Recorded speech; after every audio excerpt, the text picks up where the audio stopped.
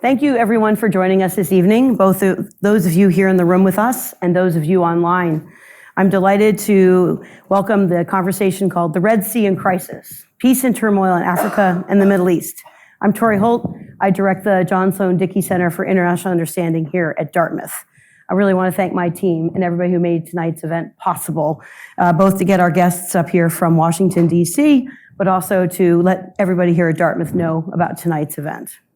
So many of you have heard me say about the Dickey Center that we're inspired by former President Dickey, who were named after. And one of our goals is to really bring in speakers who can talk about international issues, both in a concrete and analytic way, share how they use those tools to think about crises, but also help us think about what their recommendations are and what we as citizens, scholars, and potential policy leaders can do ourselves. This topic, I think, is really interesting. As you'll note, it's called Red Sea in Crisis, and it really looks at different parts of geography that are not always considered one. And I think that's part of the really interesting conversation we're going to have about the geopolitical landscape of the Red Sea area, the security and stability in the Middle East, the Horn of Africa, and even the Mediterranean. Increasingly, these are areas we're made aware of by challenges to trade and transit, as well as competition, geopolitics, and for many of these countries, they're facing insecurity at home and great levels of displacement in fragile and conflict-prone areas. So some of this has come through to the news from us. Many of us know that Sudan is considered today the greatest humanitarian crisis in the world, with levels of displacement that are quite surprising. We know that Somalia has faced a conflict and also the challenges between Egypt over the Nile and the source of life for many. We know about the Houthis in Yemen, for example. But what our guests today will do is help knit this together, talk about what a group of scholars, analysts, and practitioners have thought about this over many years, hear their initial recommendations, and then open up for a conversation with everybody in the room.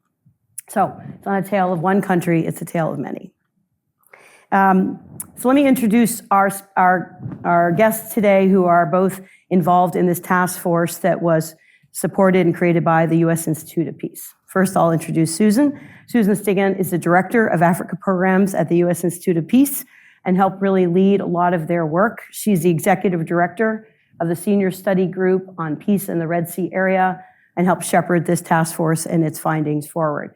Many of us who have worked in Washington know her work well. She's got deep expertise in the region, the Great Horn of Africa. She's worked for the National Democratic Institute. I think we ran into each other in South Sudan at some point, where she spent many, many years. So she comes to Washington with a lot of dirt on her shoes and direct experience from the field. And when I pressed about academic credentials, she went to the University of British Columbia in Vancouver, among other things. Thank you. Michael Woldemariam is also well known in Washington. He's an associate professor of the School of Public Policy at the University of Maryland in College Park and a senior fellow there with their Center for International Security Studies. He teaches and researches this area widely in African security studies, with a particular focus on armed conflict in the Horn of Africa. And he was the senior advisor and I think main scribe on much of the task force report. His scholarly work has been published widely in peer-reviewed articles, but he also works overtime to publish in more public press, including foreign affairs, foreign policy, and outlets that many of us would also read.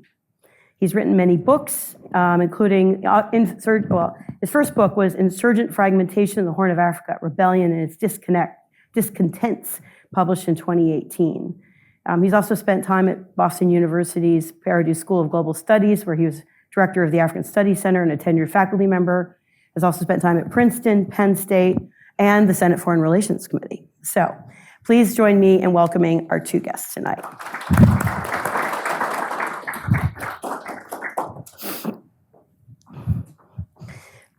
Well, first of all, congratulations on writing the task force report. We'll turn to that in a moment. But first, we have a map behind us. And Susan, maybe you could start out by talking a little bit about what is the Red Sea and a little bit of the motivation for this most recent report by your task force. Sure. Thanks for hosting us, Yes. Tori, and good evening to everybody. The Red Sea is really a shorthand that we use to talk about the interconnection between countries in the Gulf on this side of the Red Sea and countries in the Horn of Africa on the western side of the Red Sea. And what we've seen over the last decade or so is a real intensification of the exchanges between the Gulf countries on the one hand and the extension of economic, security, political, and even humanitarian engagement into the Horn of Africa.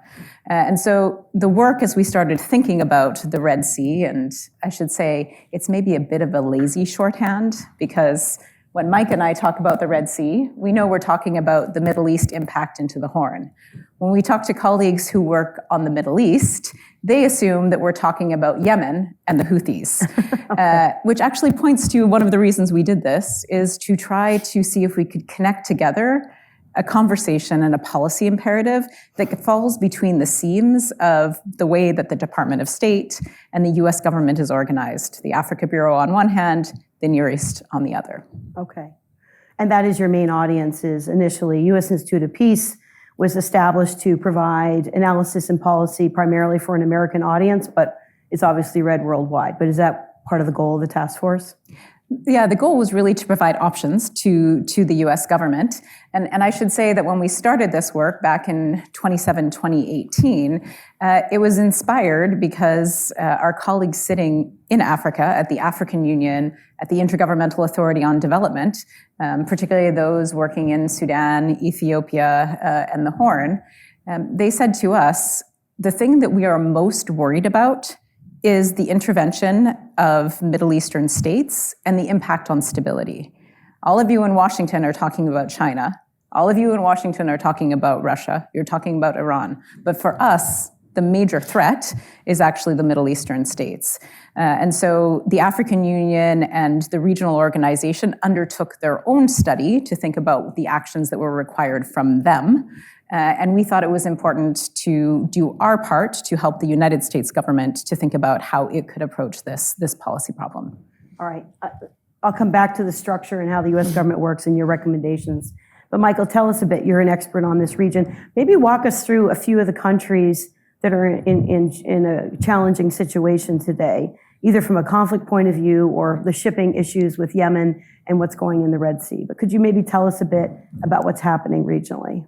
Sure. Well, I mean, I think that the title of the talk in some ways gives it away, right? The Red Sea and crisis. Yeah. And I think when we think about crisis in the Red Sea, in this country, given what's happening sort of in the news, U.S. engagement in the Red Sea and Yemen, we think about Yemen and the Houthis, right? And the attacks on Red Sea shipping that date back to late 2023. But I think part of what our report suggests, and I think part of what we believe, is that instability in the Red Sea really extends beyond the Yemen issue and the Houthi question. So now, I think one vector of instability is the fact that beyond Yemen, many key countries in the region are either in or on the brink of sort of major sort of conflict-related crises, right? And I think here we have to kind of lead with the two big countries in the Horn of Africa region, Ethiopia and Sudan, which embarked on very promising political transitions started in 2018 in Ethiopia's case, 2019 in Sudan. Old autocratic orders were toppled. There was a promise of a kind of new horizon, democratic governance. Unfortunately, for a lot of different reasons, both those transitions have descended into pretty atrocious levels of conflict. I mean, Sudan is still a very hot conflict at the moment. Ethiopia as well, but not, it doesn't get the same level of visibility, I think, as Sudan at this juncture. In Ethiopia, you've basically got armed rebellions in Ethiopia's two biggest ethnic regions, Amhara or Oromia, a peace deal in the northern Tigray region of Ethiopia that hangs by a thread. Now, so you've got what's happening, sort of the conflict-related crises in the Horn's two largest states. And then you've got countries that are not currently in conflict, but we are concerned that they could slide into it going forward. I mentioned two here. Eritrea and Djibouti, in part because, I mean, these are leaders that for the last several decades have been run by strongmen, and those strongmen are in the twilight of their political careers. and no one's really quite sure what succession looks like in these contexts. And there are a lot of social and political fissures that authoritarian rule has papered over extended period of time. So there are concerns about what's happening, what could happen going forward there. And then South Sudan, which Susan knows very well, kind of hanging by a thread at the current moment. So there's a lot of that going on. These internal crises then, and it's all very messy, then feed into a set of conflicts between many of the key countries in the region, right? Interstate conflicts and disputes. I think you referenced in your opening the dispute between Ethiopia and Egypt that's really about the Nile, but Ethiopia's own internal instability is a subtext of a lot of that tension as well. Tensions between Ethiopia and Eritrea, tensions between Ethiopia and Somalia, over many issues, but I think the biggest was Ethiopia's play for sea access. Ethiopia is the most populous landlocked country in the world. So it's a pretty difficult sort of conflict landscape, and I think that's sort of what we have to lead with when talking about regional instability. Not to mention demographic, macroeconomic, environmental pressures, the spillover from the Gulf. I think that is also catalyzing some of these issues that are internal to the Horn region. And then great power sort of competition, geopolitics, Russia, the United States, and so on. So one could go on and on, but I think that paints a picture. Well, we'll have you go on and on, actually. I'm just going to ask a few more questions, but so let's go in a little bit more detail because, so one could look at these and say, well, countries become unstable at times. There's debates about governance and land reform and wealth, and so some of these conflicts seem like they've been going on and off for decades. But I think you argue there's something new here. And that newness is in part the regional intervention, as you described, from some of the Gulf countries into some of these conflicts within the Horn in particular. So either one of you, maybe just tell us a bit more about, maybe pick one and explain what's the role of the neighbors involved in these conflicts and why is that important for Americans to understand? Yeah. Sure. I mean, I think you're right to identify sort of Middle Eastern interventions. It's not just the Gulf. I mean, it's Turkey. It's also Iran in the Horn of Africa as kind of a new catalyst for a lot of conflicts that have been around a while, but are now, I think, being taken to new heights. I think the best examples, the best illustrations I can think of are probably Sudan and Ethiopia, right? In Sudan, you have a conflict that pits, and I understand you got an event on Sudan recently, right? So this familiar territory to many of you, yes, right? The RSF versus SAF. The RSF is backed by the UAE. There's pretty strong evidence of that, particularly via a corridor through Chad and also possibly through Libya. The Egyptians, to some extent, the Saudis are backing the SAF. There's evidence that Iran is also backing the SAF as well.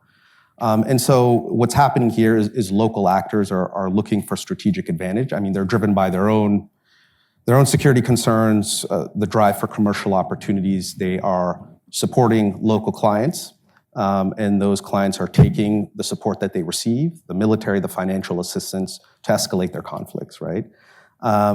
In Ethiopia, I mean, the relationship between, for instance, the Emirati government, the Emirati state, and the federal government of Ethiopia has also, I think, been a catalyst for that government's sort of militarized approach to some of the country's political problems. So I think those are some useful illustrations. Tell a very similar story about Somalia as well.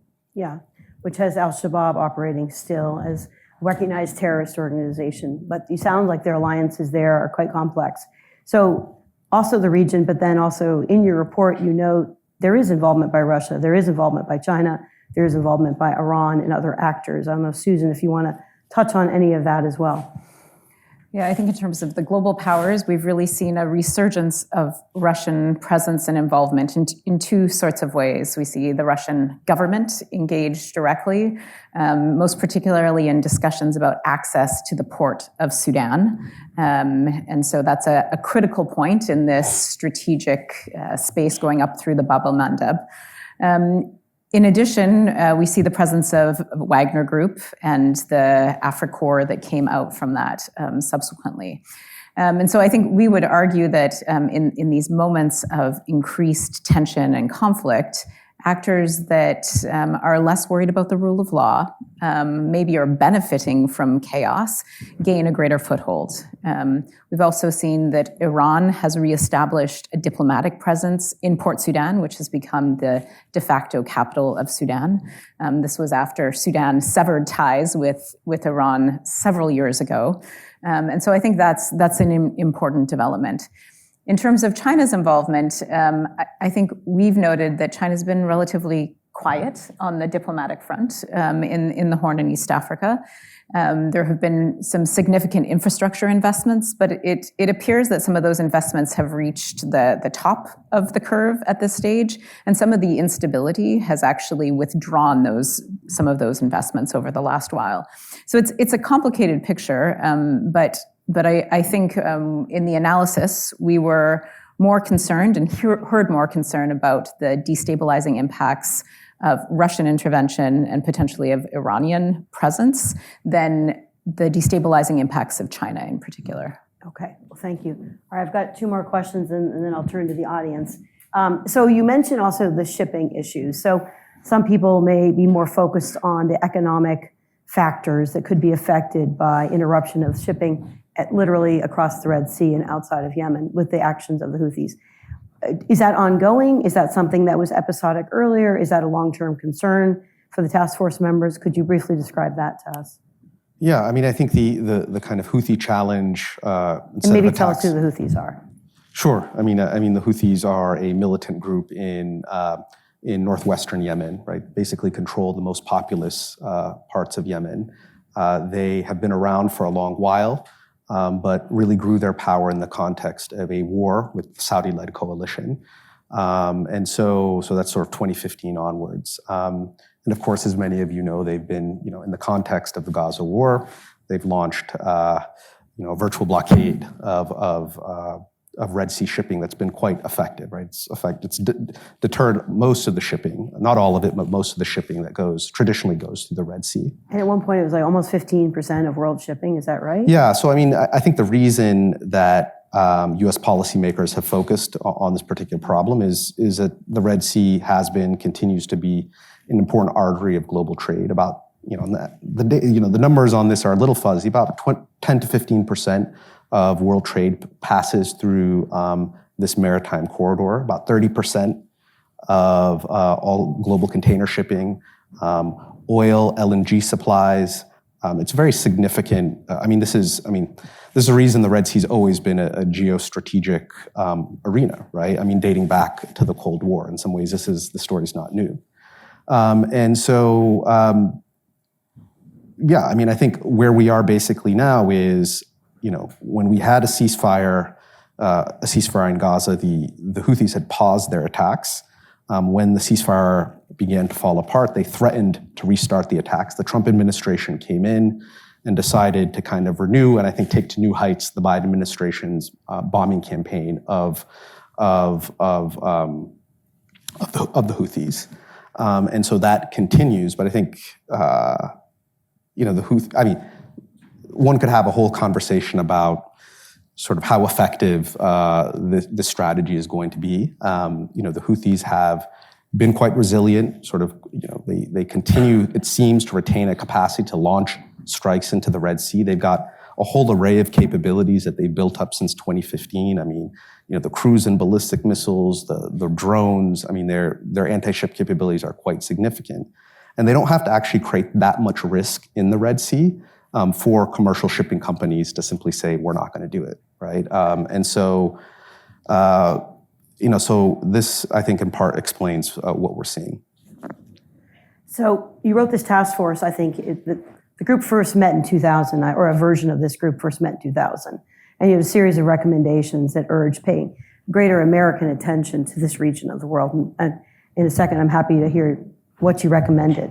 But my understanding is that there was so much drama and conflict happening after the task force recommendation to have an envoy for the region was adopted by the US, that envoy, rather than having the time to create a larger regional strategy, got very pulled into the immediate challenges of the day. So fast forward to this report, it seems like there's an argument here that strategically we care about the economic effects of what's happening in the Red Sea and with Yemen, that we care long-term about reducing insecurity in the region, which is a diplomatic argument. Your report points out that, I think my informal add-up was nearly $4 billion spent on Ethiopia, Sudan, and South Sudan alone for humanitarian assistance, and that's money spent not on democratization, economic development, and other things, but trying to keep people alive. And so these things combined argue this is in our U.S. interest to pay attention to the region, add more to diplomacy, and have our State Department talk to each other, it sounds. Did I capture some of the recommendations, or what would you tell the audience was the most important part of the report and what you were trying to accomplish?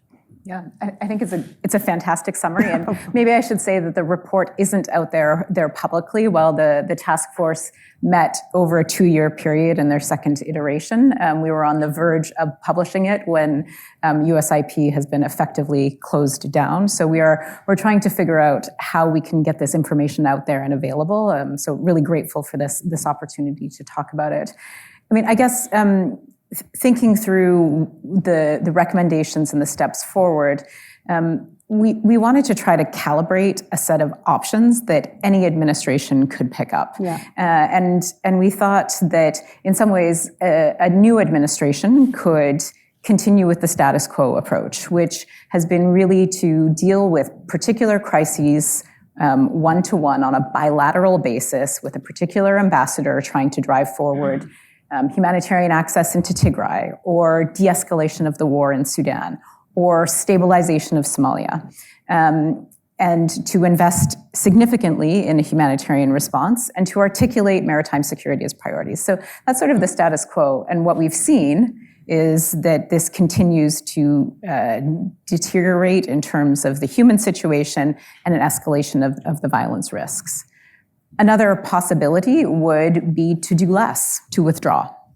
And there are many people who would say, we've put in a lot of money, we've put in a lot of diplomatic effort, it's so far away, the trade that goes to Europe, it doesn't necessarily come directly to the United States, why should we be involved?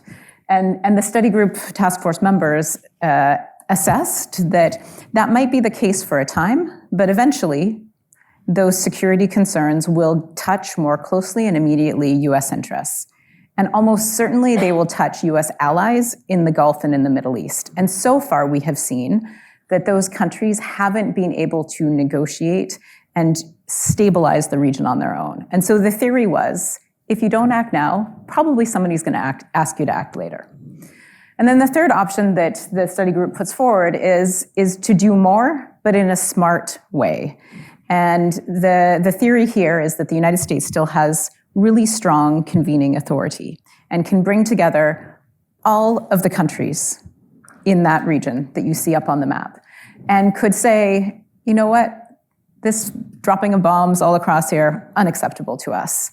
This horrible humanitarian situation in a place where we've invested and helped to bring a new country in South Sudan, deploy peacekeeping troops, unacceptable.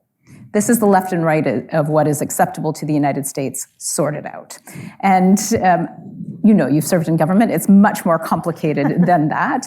But this was essentially one of the ideas that could be put forward to encourage the countries of the region to figure out how they could structure themselves to jointly manage shared security risks and threats in a way that wouldn't have such horrible humanitarian consequences and wouldn't undermine U.S. national security interests. All right. So lots of options. Lots of options. All right, and worth debating, it sounds like. All right, let me turn to the audience and see if people want to jump in here with any conversational questions. I see in the back here, yep. So I wanted to touch a little Hang on a second, the microphone's coming. Great. Jumping ahead, sorry. First of all, thank you guys for coming here. I wanted to touch a little bit more on the last recommendation, which was do more, but in a strong way, considering the U.S. has the ability to do that with regional allies. And so touching on two different topics where you have Saudi-Houthi relationships that have improved over the years, and then unfortunately with the war in Gaza, that has completely came to a halt almost. And then you also have Saudi intervention in Sudan, which can also be regulated by the US as strong allies to Saudi Arabia. So I'm curious with the aspect of Israel, the war in Gaza, and as well as the US's allyship with Saudi, I'm curious how you think they could approach that issue to better both conflicts and bring more stability to the Red Sea. That's a great question. Yeah, I mean, You've stumped our panel. it's difficult to know where to start. I mean, I think, keep in mind here, you're talking to two Africanists, not Middle Easternists. I mean, we dabble, right? But we're primarily Africanists. I mean, obviously, when we talk about, it's difficult to deny kind of the links between the war in Gaza and of course, the challenges of Red Sea security. I mean, no doubt the Houthis have multiple motivations, but there is a linkage, right? And I think resolving one, I think will help, resolve the other, right? And I think that has to be taken seriously.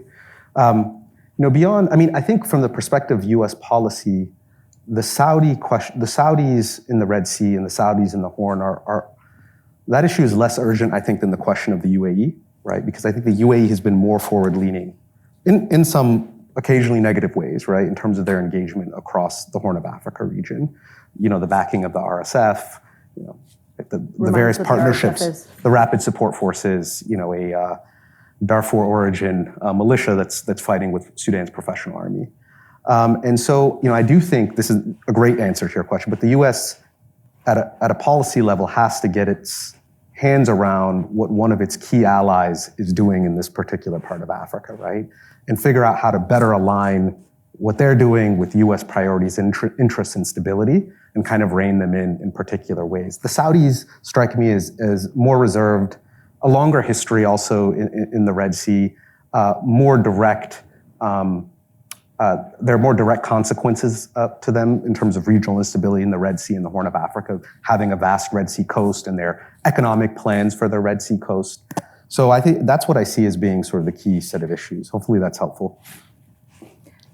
Maybe I would just comment that I'll take off my policy advisor hat and put on my peace practitioner hat. As you probably think about in your own work and studies, sometimes when you're trying to solve a problem or create collective action, we don't start with the things that are the most consequential or the most harmful. We have to start with things that are relatively easy. And I think it's entirely possible that to consider what a Red Sea area stabilization looks like, addressing the question of Houthis and Yemen may not be a feasible starting point. It's something that certainly has to be addressed in some way, but it's entirely possible that people need to talk about blue economy or maritime security in a slightly more delimited space, or other issues. In the past, we've talked about the possibility of climate change and working together on that. Now, I know that these aren't issues that will necessarily resonate with policymakers or any particular administration, but we know from our work that peace and conflict and security are very long games. And in this region, building towards something where there can be confidence and building on an issue where people can start to work together and see common interest may be another entry point to address these security challenges. All right, thanks very much. Yeah. Yes, got a student over here, Colin? Yeah. Thank you again for coming today. I guess my question would be more referred to, you mentioned at the end, using like American power to almost force all of the countries in the region to play by American rules. That means no interwar fighting or maybe more humanitarian aid.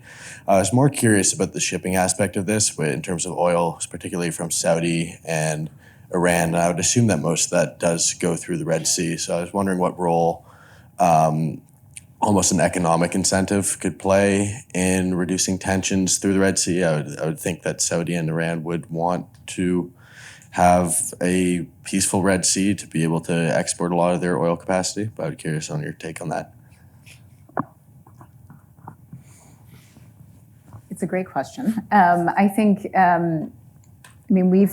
one of the things that the study group considered was whether there was a space to have a conversation with private sector and to have some of the companies that are doing the shipping or some of the companies that are buying oil on the other side or natural gas or other products, to have those companies put pressure on the countries that are selling, so whether it's Saudi or Iran. We didn't get that far. That was sort of in the next phase of our work. I think one of the challenges to the theory is that there's a pretty strong monopoly in some of those products. And I'm not sure that people would be willing to stop buying or stop trading in them. And so there would need to be some other credible economy and market to buy from in order to enforce that kind of economic pressure. But I'm also not an economist. I don't know. Yeah, I mean, my sense would be, I mean, whether we're talking about, oil and LNG exports from the perspective of countries like the UAE or the Saudis, or any other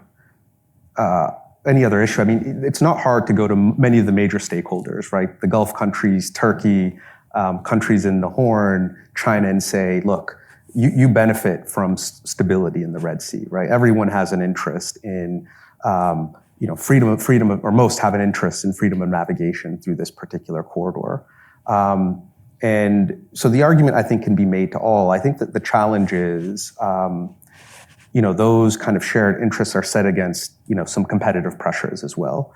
We're seeing this now in terms of the dynamic between the Saudis and the UAE, to some extent between the UAE and Egypt, between, Iran and some of the Gulf countries. And so this is a challenge, convincing some of these external stakeholders that, look, these common interests you share kind of outweigh some of your more competitive instincts, or should. And I think that's a challenge. And that's the role I think that the US can play, right? A persuasion game with many of these key actors. That's good. See a hand over here? Yeah. Sorry. Thank you for wonderful presentation and bringing this exciting project to Dartmouth. My question actually is related to the African Union in terms of its role in this crisis. So because a lot of the previous discussions were about the United States or other external great powers, but relatively less about African Union. So I wonder in the Red Sea in crisis situation, especially some of the most violent conflicts, for example, in Sudan and Ethiopia, whether the African Union play a role generally and specifically in addressing those issues, and what aspects of the African Union leadership actually contributed to partially resolving the crisis, what other aspects of the African Union leadership might contribute to exacerbating the crisis. Do you see any contradictions within the African Union leadership, and whether this contradiction will probably, make the crisis different? Yeah, thank you. Thank you very much. Good question. It's a great question. So maybe I can talk about the African Union in a couple of different spheres. If we think about the Red Sea area overall, the African Union was one of the first multilateral institutions to appoint a body, a task force itself, to try to look at how the Horn of Africa and the African Union could relate to countries in the Middle East and the Gulf. So it was a panel that is headed by former President Mbeki from South Africa, that was initially established for Darfur back in the 2000s, later evolved into a panel that supported the negotiations between Sudan and Southern Sudan, and then was given this Horn of Africa mandate. Like in any multilateral institution, there have been fits and starts to the work of that panel. And they remain mandated by the African Union's Peace and Security Council. And there are signs that they may submit a report now that there is new leadership at the African Union. On Sudan and Ethiopia, these continue to be priorities on the agenda and that are talked about by the African Union. Sudan in particular has been very difficult to advance. And the African Union has established a high-level panel that is meant to be facilitating a political process for Sudan, but there's still no agreement or coherence about where peace will be negotiated related to Sudan. My personal assessment is that Many African leaders are looking at the situation, are horrified by it, are concerned by the direct threats to their borders, but they don't see a pathway through, and I don't think they yet have the channels to talk with the other powers, the Saudis, the Emiratis, the Turks, even the United States at points, to be able to imagine what a pathway looks like out of the current war. I mean, Ethiopia is maybe a bit of a better story to the extent that the African Union did broker the ceasefire in Tigray. And that came after a lot of groundwork was laid by partners, including by the United States. At this point, there isn't any direct African Union action related to the other parts of the ongoing wars in Ethiopia, whether that's in Amhara or in Oromia. So it's pretty spotty in terms of the record at this point. And I think it's a moment where the institutions are challenged, the norms exist, but the leadership to push against the prevailing competition and conflict and interests, we haven't seen that step forward yet. Not for lack of trying by several people doing really good work, but it's a very challenging moment in the AU in the same way that it is for the UN. Yeah, I mean, I'll just add, maybe to expand on the AU's role in Tigray. I mean, I think that was a success. I mean, that was a war that killed 600,000 people, we think, perhaps more, and was trending in a very sort of bad direction, right? And the AU, I mean, the guns are largely silent in Tigray. Huge problems in terms of implementation of the agreement. But that particular case is an example of what can happen when the African Union and its partners, and particularly the United States, are kind of swimming in the right direction. Special Envoy Mike Hammer, I think, did a lot of good work with the AU to kind of, I mean, the US had the influence, the AU had the legitimacy, and they were able to sort of push this forward. So that's a model of perhaps what can be done in this region with the application of kind of the right diplomacy.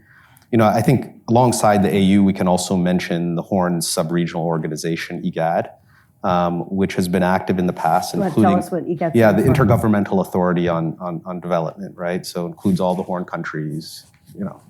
I'm not going to run through all of them, but been active in the Sudans in the past. I think they're facing real challenges like the AU. The part of this is regional rifts between key countries, but also the historic anchor of the IGAD, for better or worse, has been Ethiopia. And Ethiopia is a bit distracted now with its own internal problems. So the real vacuum, I think, of leadership in that particular institution. So it's, and the report, I think, delves into, part of the challenges amidst all of this regional crisis, you don't have a really strong regional response. And what we've discussed is an illustration of that. And then you have talked about there being proposals for multilateral organizations that cross between some of the Gulf states and the Horn, but you have some skepticism. Do you want to briefly mention? So basically, there is an effort to try and figure out if you could solve this problem, Yes. Whether it's bolstering the African Union or IGAD. I don't think most people are looking to the UN, but the UN in the past has played a traditional role in the region with peacekeeping, as you mentioned, support for the forces against al-Shabaab in Somalia. But there's a proposal, what's it called? The Security Council of... The Red Sea Council. There we go. Yes. Yeah, I could say a few things about that. I mean, yes, I think this is perhaps a missing link in terms of policy approaches to this part of the world. There isn't a regional organization for the Red Sea, right, that brings together the African and the Middle Eastern side of this arena. And so, I think it was in 2018 or perhaps 2019, the Saudis and Egyptians kind of put on the table a regional organization, the Red Sea Council, laid out its charter, brought in all the littoral countries. Membership is limited to littoral countries, which is a bit of an issue that we could talk about. Littoral being? Littoral countries that border this body of water, right? and so it hasn't, but it's not functioning well. And this is related to the fact that key actors like the Ethiopians, the UAE, which are not littoral countries, Turkey as well, are excluded. And so they see this effort as a way, they're relevant in the region, but they see this body as a way to kind of exclude them. And so it's not functioning particularly well. I'm hard pressed to think of a single regional issue on which the Red Sea Council is engaged. I'm not sure how many meetings they've had since their opening meeting. So there's a need, I think, either to build on that or build something new that perhaps is more inclusive.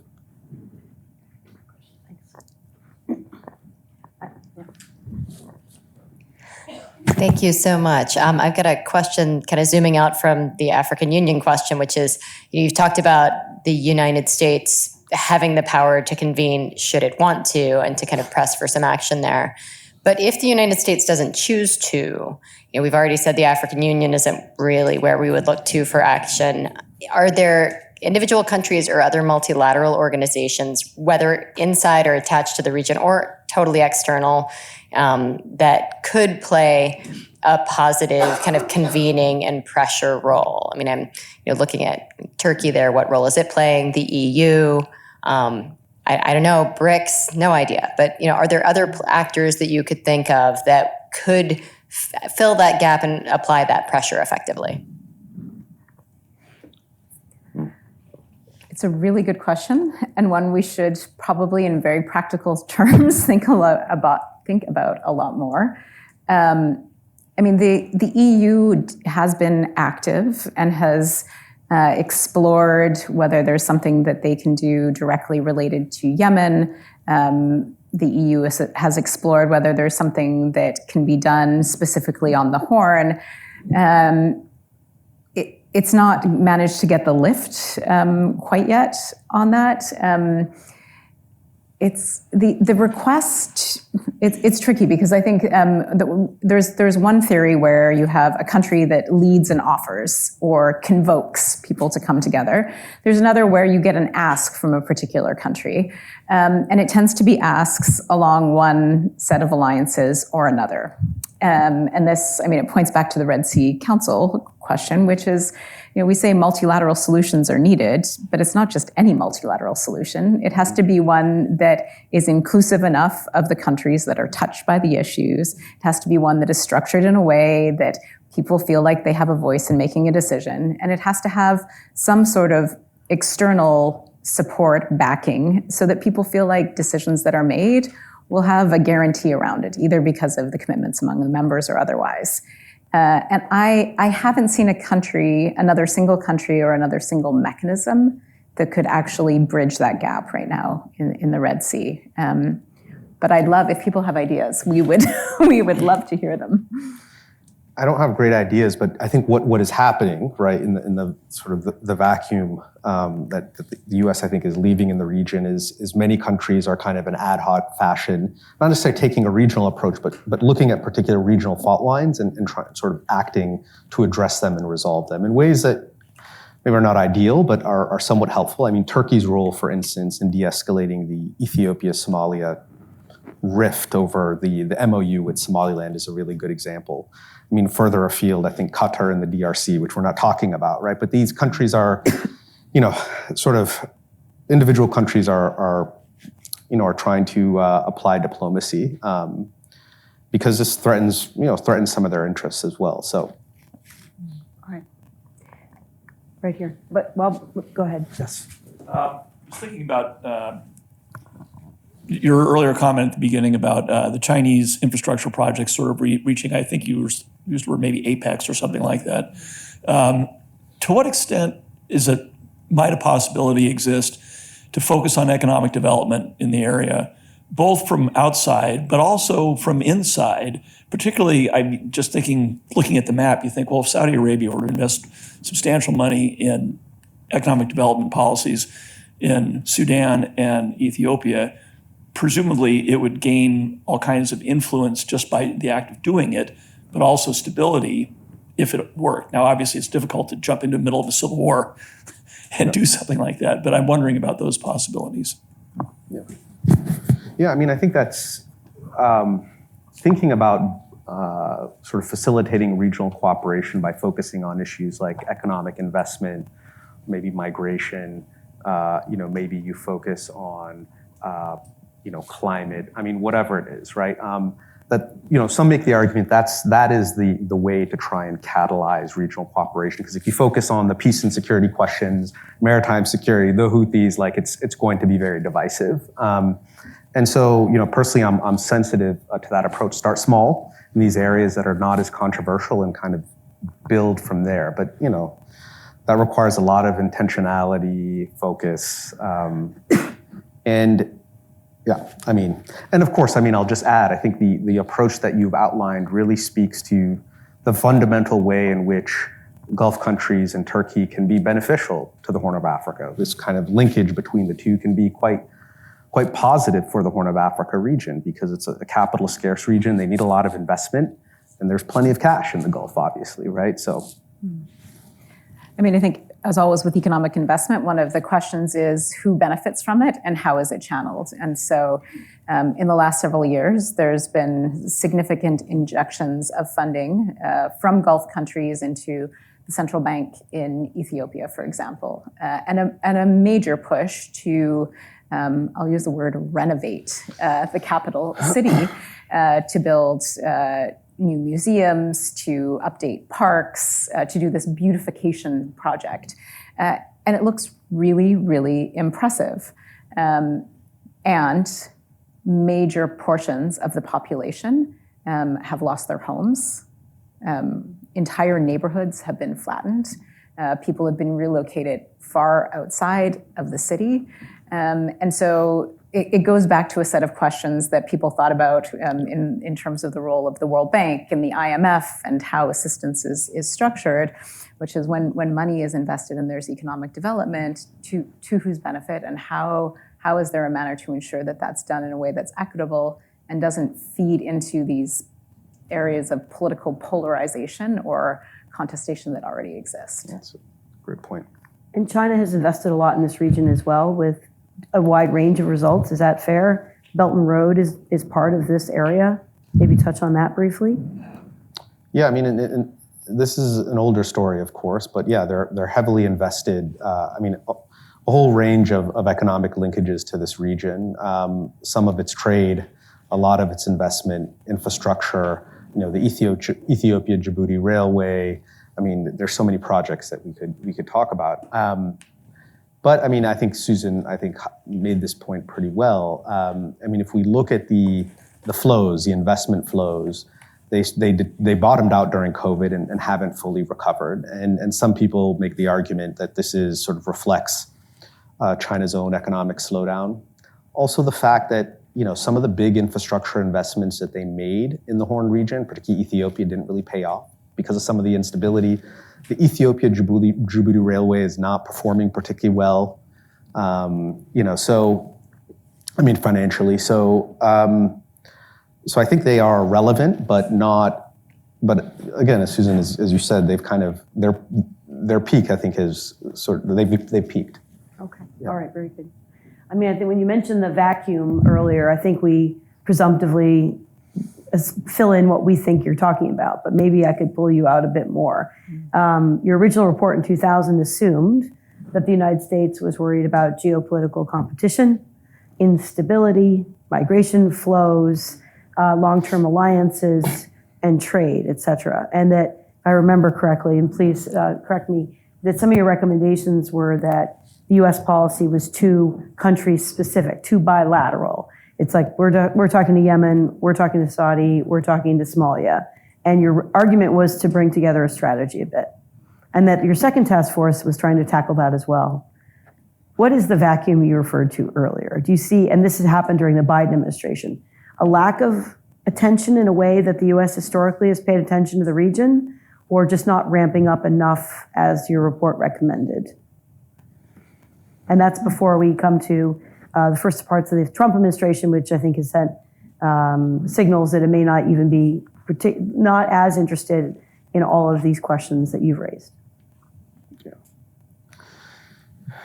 I'll take a stab. I think the vacuum, I'm not sure if I would call it a vacuum, but there's been a sort of insufficient attention to kind of widening conflicts across the region, right? And we've talked about that. It spans a full breadth of the Horn, extends into, Yemen, I think, is obviously in the news right now. And I think the concern is that this instability runs the risk, in the way it has in Yemen, of spilling over into the Red Sea maritime domain, because a number of actors who are openly hostile to the United States, might have interests at certain points in sort of disrupting Red Sea traffic, are growing their influence and power along the Red Sea littoral.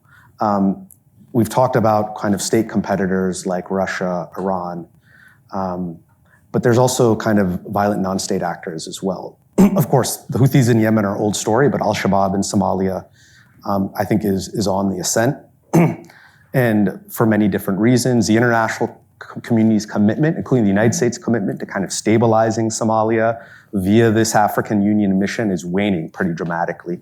Shabaab is capitalizing on that.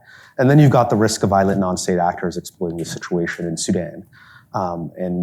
There's a lot of groups in the Sahel that can easily come into Sudan. So I think that is the real kind of strategic challenge. It's not really a vacuum, but the risk of, and this is akin to the problem of Somali piracy, 15 years ago, the risk of instability along the Red Sea littoral, then spilling over in a variety of ways into the maritime domain. Right. I mean, maybe some additional vacuum thoughts. I think, one, there's a perception, whether it's true or not, by several African leaders and civic activists who view that the United States has withdrawn its security guarantees from the Middle East, and therefore the umbrella that carried through into the Horn of Africa. I think this comes from some of the withdrawal from Iraq. It comes from signals that people took from the withdrawal from Afghanistan, and what people saw and sensed as an increased delegation of diplomacy to Middle Eastern powers to solve problems in the Horn of Africa in particular. So whether that's a real vacuum or not, I think we could debate, but people act based on their perceptions. Then the other vacuum I'd point to, which I think is maybe a warning sign for us, when the war started in Sudan, in Khartoum, the United States, together with almost all of the embassies, withdrew from the capital. The United States has not returned to have a presence in Sudan. Iran has a diplomatic presence. What year was that we withdrew? This was 2023. Yes. So the war started July 2023. The U.S. Evacuated within the first 5 days of the war starting. So no permanent U.S. presence, no USAID permanent presence. Now even the assistance that has been provided and maintains an understanding and a sense of what's taking place and some symbolic representation of U.S. interests has been frozen. In the meantime, we know that Iran has established a diplomatic presence in Sudan, in Port Sudan. We know that Russia is present, both from the government and from Wagner Group. And I think this tells us a story and signals that when things are unstable and the U.S. withdraws, entities that are more willing to manage through that instability will step into the space that exists. All right, well, thanks very much. Let's see here. Anybody else want to join? The gentleman right here. Thank you. Where do you think there's some low-hanging fruit in the region? And what sort of action would you suggest could be done in that region that would have, or in that country, that would have a positive outcome? Yeah, maybe as we wrap up, let's head in that direction. So, Where can progress be made? well, Susan, you started earlier about talking about just starting in a place, not with the immediate hard problem, but opening up conversations. And that's something that those of you who know U.S. Institute of Peace, it's something they do very well and quietly behind the scenes. Conversations, opening up, trying to find space, trying to find out where maybe common interests. So just Yeah. don't ignore that perhaps in answering the gentleman's question. Yeah, absolutely. I mean, it reminds me of some of the work we did between Report 1 and this work, which was to bring together political and security leaders from all of the Red Sea countries to talk about maritime security. Now, this was before the war in Sudan, before the war in Ethiopia, before Gaza, before Houthi escalation. But those conversations were on really quite technical issues, like where are the undersea telecommunications cables located? Why is it in the interest of all of these countries to protect those in the Red Sea space? And so they weren't big picture geopolitical conversations. They were almost scientific and technology type conversations. And people were willing to come to a table to have that discussion. People left with each other's phone numbers. They left having had dinner together. It certainly didn't prevent the slide into civil wars. But I think that's the type of issue that people may be willing to come together around. Yeah. So on low-hanging fruit, I mean, I'm not sure there's much in this region to be had, but a couple of options. I mean, conflicts that are hot right now, like Ethiopia and Sudan, are really difficult to resolve. I'm not quite sure they're ripe at the moment, but there are fault lines that are at risk of erupting, where we don't yet have like momentum for war. I mean, it's building, and if we kind of can get ahead of them and engage in the prevention game, I think that's possible. Eritrea-Ethiopia tensions are one thing I think we should be following pretty closely and trying to get ahead of that. It's not yet a hot war. I'm not sure either party is really interested in conflict, but security dilemmas are kind of pushing them in that direction.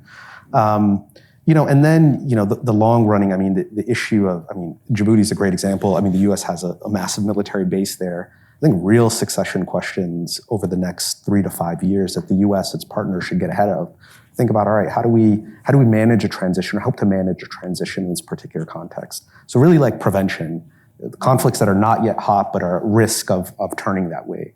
All right.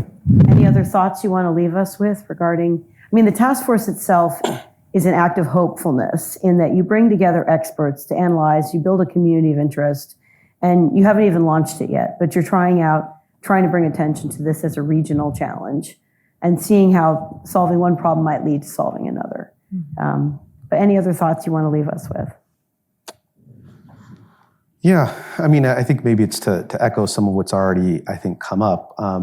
Given, changes in the United States, new administration, I myself struggle with what the answers are in terms of U.S. policy and answers that are realistic and will meet the administration where they actually are.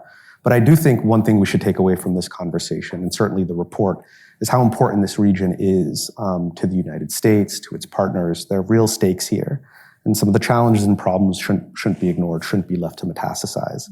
So no great answers, but we should care about the problem. All right. Susan? And before you join, many of us know that the U.S. Institute of Peace was recently shut down by the Doge Group, and that you all are in the courts because you're a nonprofit organization, and so trying to come back to life. But unfortunately, this report is not available because the website has been shut down. Thank you. I would say, one, that the task force, to me, demonstrates the real commitment of former diplomats and policymakers. And so we had colleagues who had worked in the Department of Defense, leading the U.S. Agency for International Development, in the Department of State, volunteer their time to wrestle with these really challenging questions. And on the one hand, we invited them because we said, look, there's this terrible violence that's happening in the Red Sea that successive U.S. administrations have put in their national security strategies. And then on the other hand, we said to them, we all watched in awe at the democratic aspirations and courage of the people in Sudan, in Ethiopia, in different ways in South Sudan, a little bit back further, and we stood with them. And now we're in this situation where we can't figure out a way out and a way forward. And we see the influences, we see the negative impacts that the influence of some of the Gulf and Middle Eastern countries are having. How can we wrestle with the problem and connect what is, a strategic interest in the maritime space with what we see we stood with, and I think many of us were inspired by. These are sort of once in a generation opportunities in many ways. And so we tried to bring together a mix of people who could both anchor into that inspiration and that belief that this is part of a US value and an approach, and those who were very realpolitik and who would say, that's great, and that's for other people to solve. And so I particularly appreciated the honesty, and then once you see the report, soon, hopefully, you will appreciate Mike's ability to craft this into something that is readable, and that we hope inspires others to come out with great ideas. Right. Well, I really appreciate, and I think all of us appreciate your coming and walking us through a very complicated region. We could end up just looking at one country or another and have us think about this as a holistic set of challenges. And a challenge for us, those of us who are from the United States, what is our role in the world? What is our role to play? So thank you for introducing us to this topic in greater depth. And so please join me in thanking our colleagues.